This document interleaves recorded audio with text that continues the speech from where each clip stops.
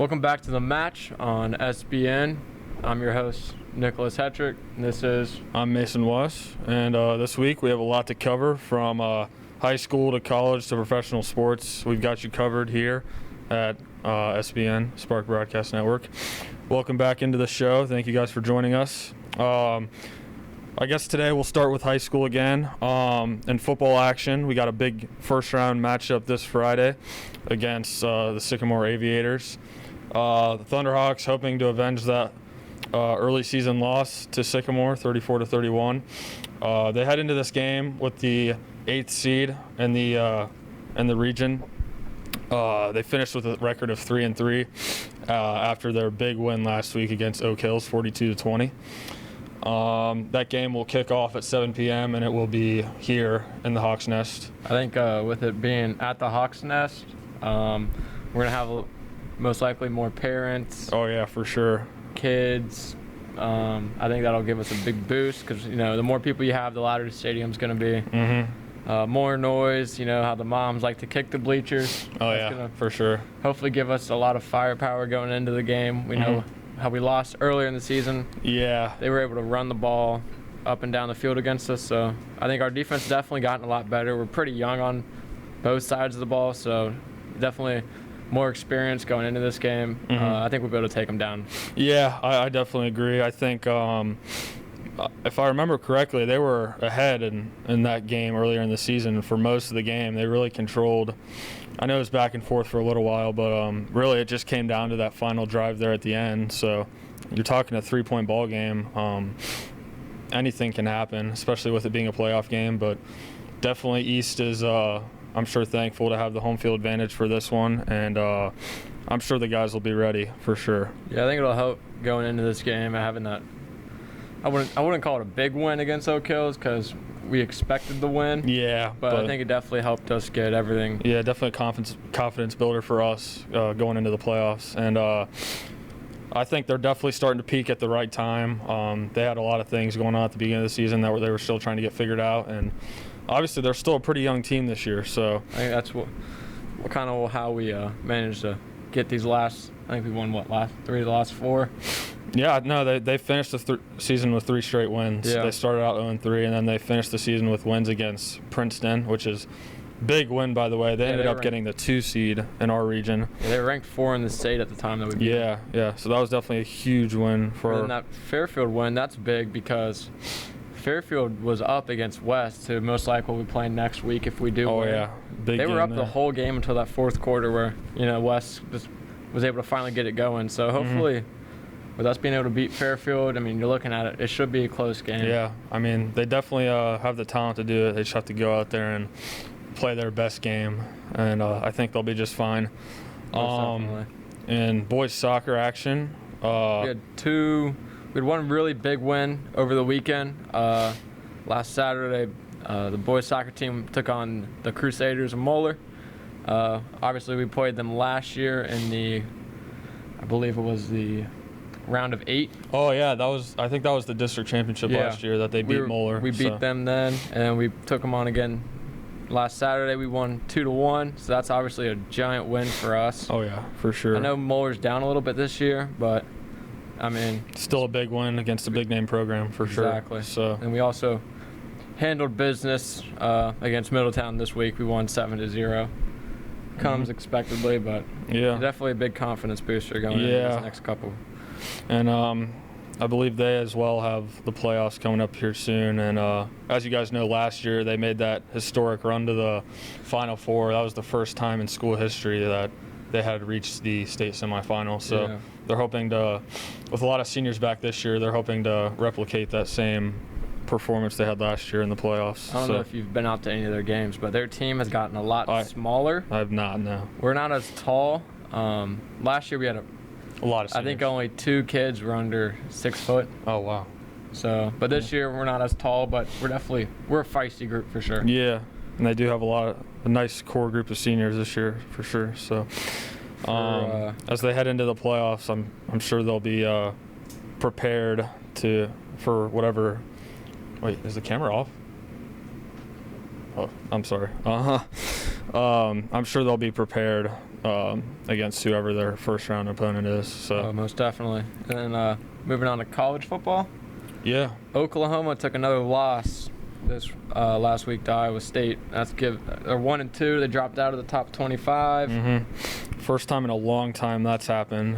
They got the Triple R this week, Red River Rivalry. Yeah, and that's definitely surprising though, considering Oklahoma's success the past few years. I mean, they've been in the playoff. Obviously, they haven't yet to win a playoff game, but to be a national championship contender and then go 1-2 in your first 3 games. I know they do have a freshman quarterback, and they're still trying. And that's the big talk. Yeah. That Spencer Rattler had a lot on his shoulders going in. He was the number 1 ranked quarterback, playing behind almost 3 Heisman quarterbacks. Yeah. Jalen Hurts, obviously in the conversation for that.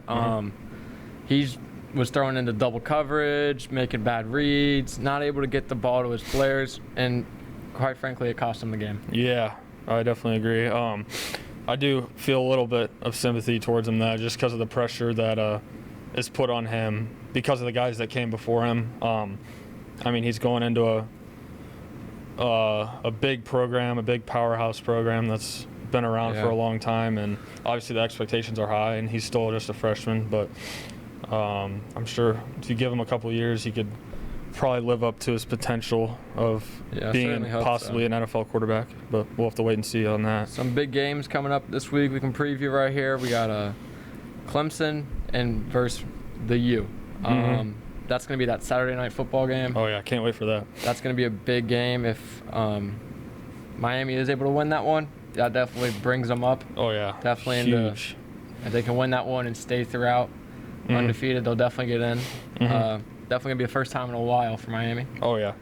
What else we got here? We got Georgia, Tennessee. That's big because Tennessee arguably looked the best out of any team last week. They came out strong. Georgia's obviously Georgia. They're going to be good every year.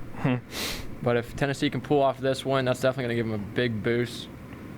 Especially with all the recent terrible events that have happened at Tennessee's football program the last couple of years. Coaching changes, stuff like that. They've been through a lot as a program, so this could be their year, their bounce back year. But they are still in the SEC. Which is always going to be tough. Toughest conference in college football. You football. can lose one, that's okay. Everybody knows that in the SEC. If you lose one, you still got big chances to get in. But that's when you hit that 2 mark is when it gets real questionable. Oh, yeah. And that game is at Georgia, so that'll definitely be a tough road test for Tennessee. I want to talk about one game here that many probably aren't featuring as a big game, that Ole Miss-Alabama game. Now, you might look at it and think Alabama's going to blow them out of the water. Yeah. But Ole Miss did beat them back in 2015. They had a different coach, but they also had a lot. But now we got a new coach. Yeah. We got Mike Leach, right? Yes, sir. Mike Leach? No. He's at Mississippi State. That's right. I got him mixed up. Yeah. But our new coach, he's bringing in new offensive firepower. We're rolling good with 2 quarterbacks. We got the pitcher from our baseball team is 1 quarterback. Oh, wow. And we got an actual quarterback. They're playing it great. I think it'll be closer than people expected. They only lost by 16 to Florida. 16 is not a blowout in college football. Exactly. You got to reach that 21 mark for it to be a blowout. And then one more big game. It looks like we got out of the ACC, Virginia Tech and North Carolina. So the winner of that game looks to be in good position to challenge Clemson for the ACC championship this year. Obviously, Clemson being the number 1 team in the country, we expect them to run the table and win the ACC once again, but you never know. Virginia Tech obviously being that team that was able to stop Ohio State twice in the recent years. Yeah. Definitely new for UNC to be up here. Oh, yeah. Not much of a. You think of UNC, you think of basketball. You don't think of that whole football thing. Yeah, but ever since Mac Brown took over there, he's been elevating that program to another level, and now you see them in the top 10, which is that's crazy. He's come a long way in just 2 years of coaching there. One thing I want to talk about for NBA is the Finals MVP. There's a lot of talks. This is if the Lakers win. If the Lakers lose, they're already up 3-1. But if they do lose, obviously it's going to Jimmy Butler. Yeah, I agree. I'm expecting the Lakers to win this, and most likely 5 or 6. Yeah. I don't see it going to 7. But yeah, same here. Do you give it to LeBron or do you give it to AD? That's a really tough question. You'd think it'd be easy just say, oh, LeBron, it's his team. I mean, I think AD you could give it to him by default. Yeah, but AD played great the first 2 games. He had a drop in game 3. He only scored 15. But he's shooting, I believe it's some 60 from the field, 55 from 3, and he hasn't missed a free throw the whole series. Wow. So, yeah, I mean, that'll be interesting. I think a lot of it will depend on what happens these next 1 or 2 games, however many it ends up being. But as if LeBron does win it, he'll be the first player in NBA history to win Finals MVP on 3 separate teams. Oh, wow. Which I think he will win it. Yeah. I think he deserves it because without him, you see where an Anthony Davis. Exactly. They get the 8 seed in the playoffs and they get whooped in the first round. So I think it's got to go to LeBron just because we know without him, this team isn't what they are. Yeah, I definitely agree. But I mean, it's crazy just to think about how young this Heat team is. I know it'll be hard for them to swallow if they do end up losing this series, but they have certainly a bright future ahead of them. They're one of the youngest teams in the NBA, and I mean, you see a rookie Tyler Hero out there tearing it up. The only man to ever sign an actual bucket. Oh, really? He signed a literal bucket. I didn't know that. For a fan. That's awesome. Yeah, he came out of Kentucky. He's still a rookie, isn't he? He is. Yeah. Youngest player to ever start in the finals. Yeah. Youngest player to hit a certain amount of threes in the playoffs. He's doing it all right now. Yeah. Definitely making a good name of himself so far in that series. I don't know if you saw Miami or Florida. They're letting the Dolphins have as many fans as possible. Yeah, I did see that. Some 63,000. Yeah. I mean, obviously for the Dolphins, they don't even have 63,000 fans. Yeah, I don't think so. They might have 30,000, but their team has decided to keep it at the, I believe, 16,000 mark. They're not going to, even despite the governor allowing them, they're not going to have every fan there. Yeah. Because in order to have every single Dolphins fan there, they'd fill up half the stadium. Yeah, it wouldn't even sell out either way. So I think it will be interesting, though, to see what college teams decide to do with that information from the governor. I would not be surprised if you saw schools like Florida State, those big football schools, to start letting in more fans into their games just because they're down south. Football is pretty much everything down south. It's almost religious for those people down there. So I would not be surprised to see stadiums starting to fill up throughout the year. But especially with those Florida teams, you know, they're definitely have a historic mark. You know, Florida State's got the arrow chant. You know, yeah. And then you got the swamp. I mean, yeah, definitely some historic teams down there. And I wouldn't be surprised to see some other SEC schools like Alabama, Mississippi State, Georgia, those teams start to open up their seating capacity as well. Yeah. LSU too, because you know their stadium could hold a lot. They are getting hit with a hurricane right now. They actually moved up to. They're moving up to Missouri. I did hear about that. So now they have to go on the road. Is it against Vanderbilt? I think it is against Vanderbilt. But they're playing in Missouri this week because. Okay. Yeah, they had to reschedule. No, it's at Missouri. At Missouri, okay. Yeah, it's at Missouri, so they'll be playing there because of the hurricane.